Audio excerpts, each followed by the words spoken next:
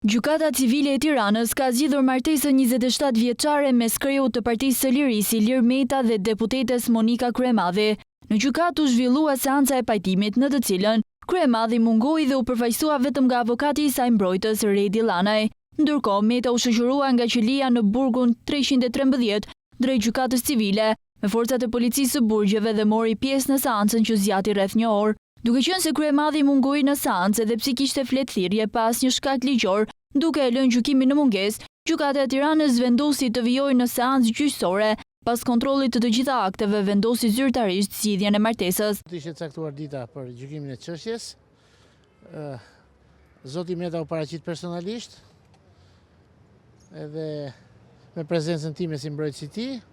Zonja Kryemadhi kishte njoftim për herë të dytë dhe nuk u paraqit. Atëherë gjykata vendosi që seancën e pajtimit ta bënte në mungesë të saj dhe pastaj kaloi direkt në seancë gjyqësore për shkak sepse çështja nuk ka komplikacione të tjera si lënia për rritje edukim fëmijëve, data takimi, detyrimin për pagesa për rritje edukim pasi fëmijët janë madhor dhe kjo është një martesë thjesht domethënë me një objekt për zgjidhjen e martesës. Dhe gjykata, mbasi ne parashtruam shkaqet e zgjidhjes martesës, administroi aktet shkresore, bashkëlidhur padis, mori vendimin për zgjidhjen e martesës midis paditësit Ilir Meta dhe të paditurës Monika Kryemadhi. Kohët e fundit, marrëdhënia mes tyre kishte pësuar krisje dubël.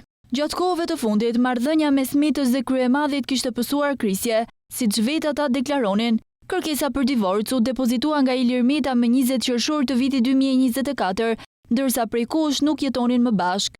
Kryemadhi dhe Meta u martuan më 29 tetor 1998, janë prindër të 3 fëmijëve.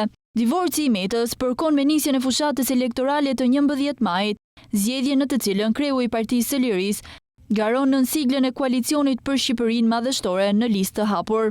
Kryemadhi dhe Meta janë nën hetim dhe ndaj tyre rëndojnë 3 akuza, përkatësisht pastrim parash, korrupsion dhe mosdeklarim pasurish në çështjet Çezdia, lobimi i LSI-s në SBA, ndërsa ka nisur edhe një hetim pasuror. Meta dhe Kryemadhi kanë përfaqësuar një rast të rrallë në Shqipëri të një çifti me një angazhim të lartë politik.